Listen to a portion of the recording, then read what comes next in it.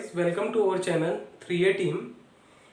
आज हम compiler design का एक मोस्ट इंपोर्टेंट टॉपिक डिस्कस करने जा रहे हैं, that is the optimization of DFA based pattern matcher. Basically ये मेथड होता क्या है, इसमें होता क्या है बेसिकली कि हम एक डीएफए क्रिएट करते हैं। ठीक है, हमारे पास एक रेगुलर एक्सप्रेशन गिवन होगा, हम उसके थ्रू एक डीएफए क्रिएट करेंगे। जैसे कि आप मेरी प्रीवियस वीडियोस में देखेंगे, हमने एक थॉमसन कंस्ट्रक्शन मेथड पढ़ा था जिसके थ्रू हम क्या क्रिएट करते हैं, एनएफए क्रिएट करते हैं। ठीक है, सबसे पहले हम क्या करते हैं, बेसिकली रेगुलर एक्सप्रेशन से एनएफए क्रिएट करते हैं और फिर उस एनएफए से डीएफए क्रिएट करते हैं। लेकिन with the help of this algorithm optimization of DFA based pattern matcher you can directly create your DFA. ठीक है ना, इसके अंदर आपको अलग से एनएफए क्रिएट करने की जरूरत नहीं है। और दूसरा इसका फायदा ये है कि जो भी आप डीएफए बनाओगे वो विद मिनिमम स्टेट जनरेट होगा ऑलवेज। ठीक है ना, जैसे आप प्रीवियस एग्जांपल्स में देखेंगे जो हमने थॉमसन कंस्ट्रक्शन के थ्रू बनाए थे, उसके अंदर जो डीएफए की स्टेट्स आती हैं वो ज्यादा आती हैं। ठीक है, लेकिन इसके अंदर आप जो भी डीएफए क्रिएट करोगे वो विद मिनिमम स्टेट बनेगा, उससे कम स्टेट से आप डीएफए उसका बना ही नहीं सकते। ठीक है, so this is the example या this is the benefit of this optimization of DFA based pattern matcher. ठीक है, तो according to this algorithm we have to compute the 4 things. हमें 4 चीजें निकालनी होती हैं। एक तो हमें निकालना होता है नलेबल, एक हमें निकालना होता है first pose, first pose stand for the first position. एक हमें निकालना होता है last pose, last pose stand for the last position. और एक हमें निकालना होता है फॉलो पोज। ठीक है ना, तो जो फर्स्ट पोज और लास्ट पोज हम निकालेंगे वो तो इस टेबल की हेल्प से निकालेंगे। These are basically the rules of this algorithm. तो यू हैव टू लर्न और you have to remember these rules, तभी आप इस क्वेश्चन को कर सकते हैं। ठीक है, रूल्स मैंने यहाँ पे क्लियरली लिखे हुए हैं। अगर आपको कुछ समझने में थोड़ी बहुत दिक्कत आ रही है तो ये आप बुक से भी स्टडी कर सकते हैं। ठीक है ना, कंपाइलर की एक बुक है अहो उलमान एंड सेठी, वहां से आपको ये रूल्स एज इट इज मिल जाएंगे। ओके, और उसके बाद फिर हम सबसे पहले कैलकुलेट करेंगे फर्स्ट पोज लास्ट पोज, उसके बाद हम कंप्यूट करेंगे फॉलो पोज। ठीक है ना, तो बेसिकली हमें 4 चीजें निकालनी होती है, nullable, first pose, last pose and follow pose. ठीक है, तो फॉर एग्जांपल हमारे पास एक क्वेश्चन है a प्लस बी का whole star a double B. जैसा कि आपने प्रीवियस एग्जांपल्स में देखा था, हमने सबसे पहले डीएफए बनाने के लिए इसका एनएफए बनाया था और उसके बाद उस एनएफए को कन्वर्ट किया था हमने डीएफए में। लेकिन इसके अंदर हम बेसिकली क्या करेंगे, सबसे पहले काम हमारा क्या है कि हमें ऑगमेंटेड एक्सप्रेशन लिखना होगा। Augmented expression, augmented expression basically क्या होता है गाइस कि जो भी हमारा एक्सप्रेशन गिवन होता है उसके बाद में हम हैश जोड़ देते हैं। अब बेसिकली हैश क्यों लगाया हमने, ये हैश हमने इसलिए लगाया जिससे कि हमें पता लग जाए जब भी हम अपना रेगुलर एक्सप्रेशन स्कैन करेंगे फ्रॉम लेफ्ट टू राइट तो क्या होगा, हमें ये पता लग जाएगा कि जैसे ही हैश आएगा कि हमारा यहाँ पे एक्सप्रेशन एंड हो रहा है। ठीक है, this is the main M of this hash. ये पता करने के लिए कि हमारा जो रेगुलर एक्सप्रेशन है यहाँ पे एंड हो रहा है, जैसे ही बी के बाद हैश मिलेगा तो हम समझ जाएंगे कि हमारा रेगुलर एक्सप्रेशन यहाँ पे खत्म हो रहा है। तो इसके लिए हमें सबसे पहले क्या करना होता है गाइस, हम सबसे पहले इसका एक सिंटैक्स ट्री क्रिएट करेंगे। ठीक है ना, तो इसका जब हम सिंटैक्स ट्री क्रिएट करेंगे तो सिंटैक्स ट्री हम जब भी बनाते हैं that is something A bottom up approach. तो हम इसे नीचे से ऊपर की तरफ बनाना स्टार्ट करेंगे। तो सबसे पहले जैसे हमारे पास ए और बी का और है, ठीक है, तो हम यहाँ से इसे स्टार्ट कर सकते हैं कि और this is your A and this is your B. उसके बाद मुझे इस पूरे एक्सप्रेशन का क्या करना है, क्लोजर करना है। तो क्लोजर के लिए मैं क्या करूंगा, यहाँ पे स्टार लगा दूंगा। ठीक है, उसके बाद मैं क्या करूंगा, अब इसके साथ मुझे ए का कॉन्केट करना है, बेसिकली दिस इज कॉन्केटिनेशन, तो मैं कॉन्केट कर दूंगा ए के साथ। क्लियर, अब उसके बाद इसको बी के साथ कॉन्केट करना है तो मैं इसको बी के साथ कॉन्केट कर दूंगा। फिर मुझे इस बी को इस बी के साथ कॉन्केट करना है तो मैं इस बी को इस बी के साथ कॉन्केट कर दूंगा। और फाइनली मुझे इसको हैश के साथ कॉन्केट करना है, तो मैं ये एक्सप्रेशन फिलहाल यहाँ से हटा रहा हूँ क्योंकि ये छोटा है, तो यहाँ पे फिर मैं कॉन्केट कर दूंगा और यहाँ पे मेरा आ जाएगा बेसिकली हैश। ठीक है, तो इस तरीके से हम इसका सिंटैक्स ट्री क्रिएट कर सकते हैं। बहुत सिंपल है। कैसे किया, सबसे पहले बॉटम अप चलेंगे, ए और बी करना है सबसे पहले। ठीक है ना, लेफ्ट टू राइट स्कैन करेंगे स्ट्रिंग को या रेगुलर एक्सप्रेशन को, और हम क्या करेंगे, इसका ए और बी करेंगे सबसे पहले। तो ए और बी, अब इस पूरे एक्सप्रेशन का क्या करना है, क्लोजर करना है। तो क्लोजर कर दिया मैंने, इस और का क्लोजर कर दिया। फिर इस पूरे एक्सप्रेशन को ए के साथ कॉन्केट करना है तो मैंने इसको कॉन्केट कर दिया। फिर इस पूरे को बी के साथ कॉन्केट करना है तो मैंने बी के साथ कॉन्केट कर दिया। फिर बी को बी के साथ कॉन्केट करना है ठीक है, तो यहाँ पे था मेरा हैश, इस बी को फिर इस बी के साथ कॉन्केट कर दिया, फिर इस बी को इस हैश के साथ कॉन्केट कर दिया। तो इस तरीके से आप अपना सिंटैक्स ट्री इजीली क्रिएट कर सकते हैं। अब स्टार्ट करते हैं प्रोसेस, अपना एल्गोरिदम कैसे इसके अंदर अप्लाई करेंगे। अभी तक एक सिंपल प्रोसेस था, हमने कोई भी एल्गोरिदम इसके अंदर अभी अप्लाई नहीं करी है। तो हम क्या करेंगे, बेसिकली बॉटम टू अप इनको नोड्स को नंबर देंगे, जो हमारे लीफ नोड्स हैं उनको नंबर देंगे।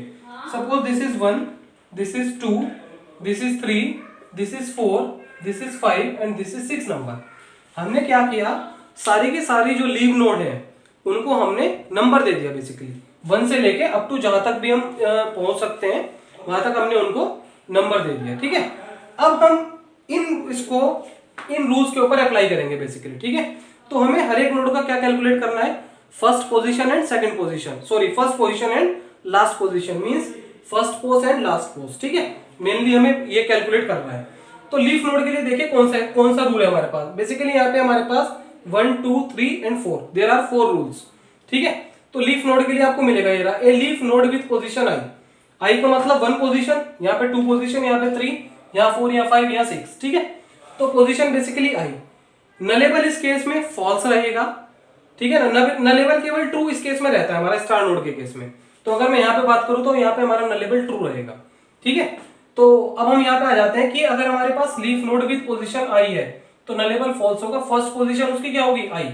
तो आई की मैं अगर बात करूं, फर्स्ट पोजीशन हम यहाँ पे लिखेंगे और इसकी लास्ट पोजीशन इसके आगे लिखेंगे, ये फर्स्ट और इधर लास्ट। ठीक है, और लास्ट पोजीशन में क्या लिखा है, वो भी आई है हमारे पास, तो ये भी हमारे पास आई है।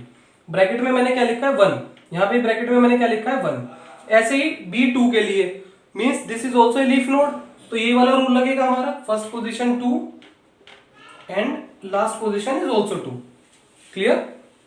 उसके बाद अब हमारे पास क्या ऑपरेशन है, और ऑपरेशन है। तो और के लिए रूल देखेंगे, एन और नोड या फिर एन C1 और C2 क्लियरली लिखा हुआ है, तो यहाँ पे ये वाला रूल लगेगा। अब हम चेक करेंगे कि नलेबल C1 है या फिर नलेबल C2 है। आप चेक कर सकते हैं, this is your C1 and this is your C2। जो लेफ्ट चाइल्ड होगा दैट इज C1 एंड जो राइट चाइल्ड होगा दैट इज C2। ठीक है, तो लेफ्ट साइड के केस में अगर हम चेक करें यहाँ पे नलेबल C1, ये हमारा नलेबल नहीं है, मैंने आपको बताया था। ठीक है, this is your false, this is the, देखो यहाँ पे चेक कर सकते हो नलेबल नहीं है हमारा। हमने जो लीफ नोड चेक करी है उस केस में ये नलेबल नहीं है, ये वाला भी नलेबल नहीं है। तो ना तो हमारा नलेबल C1 है ना ही नलेबल C2 है। ठीक है, अगर इसमें एक भी हमारा ट्रू हो जाता तो ये नोड हमारी नलेबल हो जाती, लेकिन अभी ये हमारी नोड नलेबल नहीं है। ठीक है, अब क्या चेक करेंगे, first pos C1 union first pos C2। इसका जो फर्स्ट पोज होगा इस नोड का वो ये होगा, फर्स्ट पोज C1 और first pos C2। Means first pose हमारा इसका क्या हुआ, 1, इसका फर्स्ट पोज क्या है, ये वाला 1, इसका लास्ट पोज क्या है, ये वाला 1, इसका फर्स्ट पोज क्या है, ये 2, इसका लास्ट पोज क्या है, 2। ठीक है, तो फर्स्ट पोज C1 इसका लेफ्ट चाइल्ड है, इसका फर्स्ट पोज क्या हुआ, 1, तो इसमें एक तो 1 आ जाएगा मेरा। Union first pose of C2 ये है हमारा सेकंड नोड, ये C1 था, ये C2 था, इसका फर्स्ट पोज क्या है, 2, तो ये हमारा 2 आ जाएगा। ऐसे ही लास्ट पोज इसका क्या बनेगा, first pos C1 union first pos C2 means as it is 1 और 2। ठीक है, this is C1 and this is C2। Clear, left वाला C1 और राइट वाला C2। अब आते हैं हम स्टार नोड पे, ए स्टार, ये रहा star node n equals to C1 star. तो इसके लिए मैंने आपको बताया नलेबल हमारा ट्रू रहेगा इस नोड पे, हमें याद रखना है कि इसके लिए हमारा नलेबल ट्रू है। ठीक है, फर्स्ट पोज इसका क्या होगा, फर्स्ट पोज C1, भाई यही इसका एक चाइल्ड है तो यही C1 होगा बेसिकली। ठीक है ना, इसका एक ही तो चाइल्ड है तो यही C1 है। तो फर्स्ट पोज C1, इसका फर्स्ट पोज क्या है, ये वाला है फर्स्ट 1 2, और लास्ट पोज क्या है, ये वाला है 1 2, तो दोनों एक ही बात है। तो इसका फर्स्ट पोज क्या हो जाएगा, 1 2, और इसका फर्स्ट पोज इसका अगर हम निकालेंगे ये भी हमारा क्या हो जाएगा, 1 2। इसका लास्ट पोज क्या होगा, first pos C1, first pos C1 क्या है हमारे पास, 1 2, तो ये भी 1 2 हो जाएगा। ठीक है, यहाँ तक कोई दिक्कत नहीं है। अब हम कैट नोड पे आते हैं। ठीक है ना, कैट नोड के लिए हमारा ये वाला रूल लगेगा, nullable C1 and nullable C2। अगर मैं C1 की बात करूं तो ये नलेबल है, C2 हमारा नलेबल नहीं है। तो जब हम इन दोनों का एंडिंग करेंगे तो ये हमारी नलेबल नोड नहीं रहेगी। ठीक है ना, एंडिंग करेंगे मींस 1 एंड 0 का अगर आप एंड करोगे 1 एंड 0 तो क्या आ जाएगा, 0। ठीक है, it means it is not nullable. तो अगर मैं कैट नोड की बात करूं तो cat node is not nullable in this case. ठीक है, अब मुझे क्या चेक करना है, इफ नलेबल C1 ऐसा है, यहाँ पे ये C1 है ये C2 है, तो दिस इज द नलेबल। ठीक है, मैंने आपको बताया था स्टार नोड नलेबल होती है, तो जैसे ये नलेबल होगी तो ये कंडीशन हमारी ट्रू हो जाएगी। तो क्या होगा, first pos C1 union first pos C2, तो C1 का फर्स्ट पोज क्या है 1 2, और C2 का फर्स्ट पोज क्या है हमारे पास, ये आ गया था हमारा 3 3, ये हमने पहले कैलकुलेट करना था। इसका लीफ नोड के लिए मैंने आपको बताया था कि जो नोड आई होती है वही उसका लेफ्ट पोज और राइट पोज होता है, ठीक है। लीफ नोड के लिए हमने सबसे स्टार्टिंग में जो किया था 1 2 के लिए, वही इन सब नोड्स के लिए होगा, ठीक है। तो हमारे पास क्या करना था, first pos C1 union first pos C2, तो फर्स्ट पोज C1 इसका फर्स्ट पोज 1 2 है और इसका फर्स्ट पोज 3 है, तो इन दोनों का बेसिकली यूनियन हो जाएगा, ठीक है। अब दूसरे केस में क्या होगा, इसका लास्ट पोज अगर हम निकालेंगे तो इफ नलेबल C2, इस केस में हमारा C2 नलेबल नहीं है, C1 तो नलेबल था लेकिन C2 हमारा नलेबल नहीं है। तो अगर नलेबल होता तो ये कंडीशन लगती, एल्स ये लगेगी, तो एल्स वाली लगेगी फर्स्ट पोज ऑफ C2। तो हमारे पास इस केस में C1 ये है, C2 ये है, ठीक है। तो C2 ये, सॉरी हम इस नोड की बात कर रहे हैं, ये हमारा लेफ्ट है, ये हमारा राइट है, मींस ये C1 है, C2 है, तो फर्स्ट पोज ऑफ C2 हमारे पास क्या हुआ 3 हुआ, ठीक है। हमें C2 का फर्स्ट पोज निकालना है, तो दैट इज 3। अब फिर से हमारे पास कैट नोड आती है, कैट नोड के केस में हम दोबारा से चेक करेंगे, nullable C1 and nullable C2, ना तो C1 नलेबल है ना ही C2 नलेबल है, ठीक है।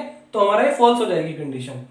इफ नलेबल C1, अगर नलेबल C1 है, C1 भी हमारा नलेबल नहीं है, कुछ ना कुछ वैल्यू तो है ना हमारे पास, ठीक है, तो ये कंडीशन भी फॉल्स हो जाएगी हमारी। हमारे पास क्या ट्रू रहेगा, फर्स्ट पोज ऑफ C1, तो C1 का फर्स्ट पोज क्या है 1 2 3, ये C1 है, इसका फर्स्ट पोज 1 2 3, क्लियर।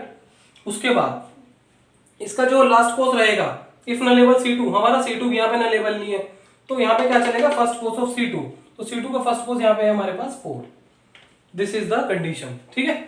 उसके बाद फिर हमारे पास कैट नोड आई है, कैट नोड के लिए सेम रूल लगेगा, nullable C1 and nullable C2, तो ये नोड भी हमारी नलेबल नहीं होगी। क्यों नहीं होगी, क्योंकि ना तो हमारा C1 नलेबल है, C1 left and C2 right, ना ही C2 हमारा नलेबल है, ठीक है। तो अब इसके केस में चेक करेंगे, इफ नलेबल C1, ये भी नहीं है हमारे पास, तो क्या चलेगा, else first pose of C1, तो C1 का फर्स्ट पोज क्या है 1 2 3, ठीक है। और इस केस में क्या चलेगा, फर्स्ट पोज ऑफ C2, तो C2 का फर्स्ट पोज क्या है, ये वाला C1 था, C2 था, इसका फर्स्ट पोज क्या है 5, this will be the value, ठीक है। उसके बाद मैं ऊपर से रब कर देता हूं इसको लिखने के लिए, इस वाले का फर्स्ट पोज और लास्ट पोज, ठीक है। फिर कैट नोड आ गई मेरे पास, तो कैट नोड के केस में फिर मैंने नलेबल चेक करा, नलेबल नहीं होगी कैट नोड। उसके बाद इफ नलेबल C1, C1 भी नलेबल नहीं है, तो हमारा यही चलेगा, फर्स्ट पोज C1, तो ये हमारा रहेगा 1 2 3, और हमारा जो इधर रहेगा फर्स्ट पोज C2, ये रहेगा हमारा बेसिकली 6, क्योंकि C2 हमारा ये है, इसका फर्स्ट पोज 6 है, ठीक है। So this will be the complete procedure of regarding this table to calculate the nullable first pos and last pos, ठीक है। अभी तक हमने केवल क्या चेक करा है, केवल नलेबल चेक करा है, फर्स्ट पोज चेक करा है और लास्ट पोज चेक करा है। अभी हमें फॉलो पोज और चेक करना है, ठीक है। तो अभी मैं ये वाले रूल्स हटा देता हूं, क्योंकि मेरा इन रूल्स का काम अभी खत्म हो चुका है, ठीक है। अभी मैं केवल ये वाले रूल हटा देता हूं, क्योंकि मेरे इन रूल्स का काम बिल्कुल खत्म हो चुका है, और आई होप कि आपको ये समझ में भी आए होंगे, ठीक है। तो यहां तक अब आई थिंक कोई प्रॉब्लम नहीं होनी चाहिए आप लोगों को, ठीक है। अब हम बेसिकली क्या करेंगे, एक टेबल बनाएंगे to calculate the follow pos. तो नोड और फॉलो पोज की एक टेबल बनेगी, नोड एंड फॉलो पोज, ठीक है। नोड और फॉलो पोज की to calculate the follow pos. अब हम बेसिकली अपने फॉलो पोज कैलकुलेट कर रहे हैं, जो कि हमारी इस टाइम रिक्वायरमेंट है, ठीक है। फॉलो पोज कैलकुलेट करने के बेसिकली 2 रूल है, इन 2 रूल से ही हम केवल फॉलो पोज कैलकुलेट कर सकते हैं। तो हमारे पास नोड कितनी है, पहले तो ये चेक कर लो, एक नोड ये है, एक ये है, 2 3 4 5, ठीक है, 1 2 3 4 5 और एक 6, total there are 6 nodes, first second third fourth fifth 6, ठीक है। तो हम यहाँ पे लिख देंगे 1 2 3 4 5 and 6, there are total of 6 nodes and we have to calculate the follow pos. अब चेक करते हैं, सबसे पहले मैं नीचे से चलूंगा, सबसे पहले और नोड आ रही है। आप चेक कर सकते हैं कि यहाँ पे और नोड के लिए कोई भी रूल नहीं है, एक तो मेरे पास स्टार नोड के लिए है और एक मेरे पास कैट नोड के लिए, ध्यान रखिएगा, ठीक है ना। जब भी हम फॉलो पोज कैलकुलेट करेंगे तो मेरे पास केवल 2 ही रूल है, एक तो कैट नोड के लिए और एक स्टार नोड के लिए है। तो बेसिकली मेरे पास इस नोड पे कोई भी फॉलो पोज कैलकुलेट नहीं होगा। क्यों? क्योंकि दिस इज एन और कंडीशन, और के लिए मेरे पास फॉलो पोज का कोई रूल नहीं है। ठीक है, अब मैं आता हूं स्टार नोड पे। ठीक है, स्टार नोड के लिए मेरे पास रूल है, if n is a star node and i is the position in last pos n. ठीक है ना, अगर हमारे पास एन कोई एक स्टार नोड है जो कि मुझे मिल गई, and i is the position in last pos n. देखो इसका फर्स्ट पोज ये है 1 2 और लास्ट पोज भी इसका 1 2 है। ठीक है, तो position in last pos n, तो आई में बेसिकली क्या आ जाएगा, last pos of n. Last pos क्या है मेरे पास 1 और 2, तो बेसिकली आई में क्या आ गया मेरे पास 1 और 2। देन ऑल द पोजीशन, ये यहां तक है बेटा। ठीक है, then all the position in first pos n are in follow pos of i. All the position in first pos n, n का फर्स्ट पोज क्या है 1 2, are in follow pos of i. Follow pos of i क्या है 1 2, तो 1 2 में क्या आ जाएगा बेसिकली 1 और 2, 1 और 2 में भी 1 2 आ जाएगा, और 2 में भी हमारा 1 2 आ जाएगा। ठीक है ना, एक बार दोबारा से समझ लेते हैं, ये थोड़ा सा कॉम्प्लेक्स रूल है। If n is a star node, हमारे पास एन एक स्टार नोड है, and i is the position in last pos n. I हमारे पास क्या है, पोजिशन है लास्ट पोज एन। तो एन नोड है, इसका फर्स्ट पोज ये है, लास्ट पोज ये है। ठीक है, तो लास्ट पोज में बेसिकली क्या हुआ हमारा 1 2 हुआ, तो i is the position in last pos. तो आई बेसिकली क्या हुआ मेरे पास 1 और 2 because of last pos n. Last pos n में 1 2 है, तो इसलिए आई भी मेरा 1 2 हुआ। ठीक है, then all the position in first pos n. First pos n में क्या हुआ 1 और 2, ऑल द पोजीशन मतलब 1 और 2 are in follow pos of i. I क्या था मेरा 1 और 2, तो 1 और 2 में मैं क्या पुट कर दूंगा, इसके फर्स्ट पोज 1 और 2, तो मैंने 1 और 2 1 और 2 इसके अंदर पुट कर दिए। I think it is clear up to you. उसके बाद हम ऊपर चलते हैं। ठीक है ना, ये हमारा इसके लिए कोई रूल नहीं है, इसके लिए हमने रूल अप्लाई कर दिया। उसके बाद कैट नोड के लिए मेरे पास एक रूल है, if n is a cat node with left child C1 and right child C2। ठीक है, कैट नोड है, इसका लेफ्ट चाइल्ड सपोज C1 हो गया, इसका राइट चाइल्ड सपोज C2 हुआ। ठीक है, then for every position i in the last pos C1, every position i in the last pos C1। C1 ये था, इसका लास्ट पोज क्या है 1 और 2, तो आई में फिर से मेरे पास क्या आ गया 1 और 2। Then for every position i in the last pos C1। ठीक है ना, तो आई में क्या हुआ last pos C1, last pos C1 क्या हुआ, C1 ये है मेरा और C2 ये है, मैं रेफरेंस के लिए लिख लेता हूं।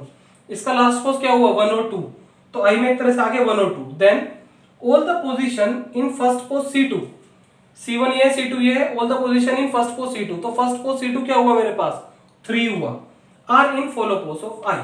ठीक है ना, तो आई मेरे पास क्या था 1 और 2, 1 और 2 में क्या डाल दूं मैं 3, 1 में भी मैंने 3 डाल दिया और 2 में भी मैंने 3 डाल दिया। I think this point is clear. अभी और चलते हैं आगे और समझ में आ जाएगा। ठीक है, अब दोबारा से मेरे पास एक कैट नोड आई, ये वाली नोड मैंने प्रोसेस कर दी, अब मैं इस वाले नोड पे आया, this is C1 and this is C2।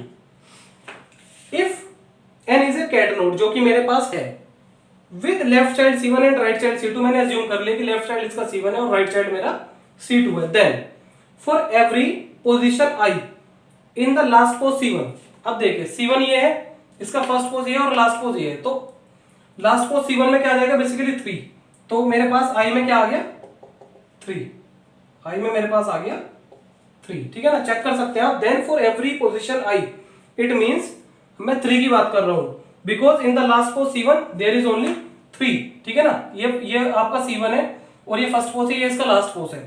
ठीक है, तो 3 में क्या आ जाएगा, then all the position in first pos C2 ये इसका फर्स्ट पोज क्या है 4, are in the follow pos of i. ठीक है ना, तो आई मेरे पास क्या था 3, तो फॉलो पोज ऑफ 3 में क्या चला जाएगा 4। ठीक है, और करते हैं अभी और समझ में आ जाएगा। आई थिंक अगर आपको अभी क्लियर नहीं हुआ और आ जाएगा। मैंने यहां तक कंप्लीट कर लिया, अब मैं एक स्टेप और ऊपर चलता हूं। फिर मुझे मिली कैट नोड। ठीक है, this is my C1 and this is my C2। Clear, if n is a cat node with C1 and C2 left and right, then for every position i in the last pos C1, अगर मैं इसकी बात करूं तो C1 मेरे पास ये है और इसका लास्ट पोज क्या हुआ 4, तो मैं 4 की बात कर रहा हूं, मींस आई की वैल्यू कितनी होगी मेरे पास 4। ठीक है ना, then all the position in first pos C2, अगर मैं C2 की बात करूं तो ये है और फर्स्ट पोज इसका 5 है, are in the follow pos of 5, तो मेरे पास 4 में क्या चला जाएगा बेसिकली 5। ठीक है, उसके बाद सेम इसी तरीके से 5 में क्या चला जाएगा मेरे पास 6 चला जाएगा, और 6 के बाद मेरे पास, क्योंकि 6 के ऊपर कोई भी है ही नहीं मेरे पास करने के लिए, तो मुझे यहाँ पे रुकना पड़ेगा, इट मीन्स इट इज 5। तो I think up to this point it must be clear. ठीक है, अब हम बेसिकली हम ये वाले 2 रूल भी स्टडी कर लिए। आई थिंक आई होप कि आपको ये समझ में आए होंगे। उसके बाद अब हम अपने फाइनल प्रोसीजर की तरफ चलते हैं। अभी तक हमारा डीएफए नहीं आया, अभी तक हमारा डीएफए नहीं आया है। ठीक है, तो डीएफए बनाने के लिए हम बेसिकली क्या करेंगे, स्टेट्स देन डीएफए स्टेट, और उसको हम ए और बी इनपुट पे चेक करेंगे। ठीक है, इस तरीके से मैं एक फाइनल टेबल बनाऊंगा अपनी। अब देखिए स्टेट्स मेरे पास कितनी थी टोटल, हम कैलकुलेट करेंगे। यहाँ पे हम स्टार्ट कहाँ से करेंगे, सबसे पहले हम अपने रूट नोड से स्टार्ट करेंगे। ठीक है ना, हम अपने रूट नोड से स्टार्ट करेंगे, और जो रूट नोड की वैल्यू है दिस इज बेसिकली 1 2 3। हम लेफ्ट पोस्ट की बात करेंगे। ठीक है, तो मेरे पास आया 1 2 3। डीएफए की स्टेट सपोज मैंने मान ली this is a state, initially I am assuming initial state is A. ठीक है, अब इसको ए पे चेक करना है बेसिकली। क्लियर, तो यहाँ पे मेरा था ए पॉइंट था, और इधर भी 1 था, ये मेरा ट्री था। ठीक है, क्योंकि ट्री की जरूरत पड़ेगी इसके अंदर। अब मुझे बेसिकली 1 2 3 को चेक करना है, मुझे 1 2 3 को ए पे चेक करना है। देखो 1 पे ए का ट्रांजिशन हो रहा था, 2 पे बी का था, इसे छोड़ दो, 3 पे फिर ए का ट्रांजिशन था।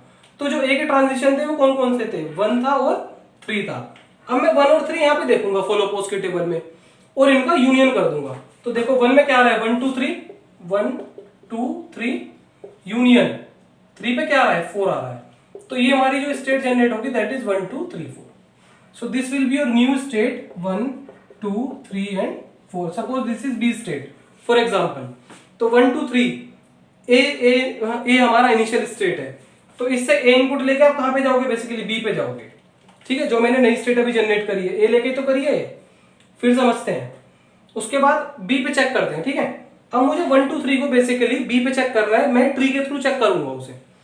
1 ए का ट्रांजिशन है, छोड़ देंगे, 2 बी का ट्रांजिशन है, इसे पकड़ेंगे, 3 ए का ट्रांजिशन है, उसे छोड़ देंगे, मुझे केवल बी को चेक करना है फिलहाल। तो मैं केवल 2 चेक करूंगा, और 2 को कहां पे चेक करूंगा, फॉलो पोस्ट में। इसमें है 1 2 3, और 1 2 3 मेरी स्टेट क्या है, ए है, तो इसको मैं ए लिख दूंगा यहाँ पे। ठीक है ना, क्योंकि 1 2 3 मेरे पास क्या मैंने स्टेट मानी हुई है, ए मानी हुई है। और करते हैं अभी और क्लियर हो जाएगा। 1 2 3 4 स्टेट है, चेक करेंगे डायग्राम में, ए पे ट्रांजिशन चेक करेंगे, 1 हो रहा है, 2 बी का है, छोड़ देंगे, 3 ए का है, बी 4 बी पे है, छोड़ देंगे। तो ए के ट्रांजिशन कौन कौन से हुए, 1 एंड 3। तो 1 और 3 को चेक करेंगे फॉलो पोस्ट की टेबल में, 1 और 3 में इन दोनों का यूनियन करेंगे, 1 2 3 और 4 का union 1 2 3 4। This is your state B. तो बी को ए लेके बी पे ही जाना पड़ेगा। ठीक है ना, बी को बी पे चेक करते हैं, मींस इन 4 को बी पे चेक करते हैं, 1 2 3 4 को। ये बी का ट्रांजिशन नहीं है, ये है, ये भी नहीं है, ये है, तो मतलब 2 और 4 आया बेसिकली मेरे पास। तो 2 और 4 में क्या है, 1 2 3 और 5 का यूनियन, 1 2 3 यूनियन 5, क्योंकि इस पे यहाँ पे 1 2 3 है और 4 पे 5 है। तो ये हमारे पास क्या आएगा 1 2 3 5। तो ये हमारी नई स्टेट जनरेट हुई 1 2 3 5। Suppose this is state number C. ठीक है, तो यहाँ पे क्या आ जाएगा मेरे पास, सी स्टेट आ जाएगी, कि मैंने इस स्टेट से बी इनपुट लिया तो मैं सी पे गया, सी स्टेट मैंने ये एज्यूम की हुई है।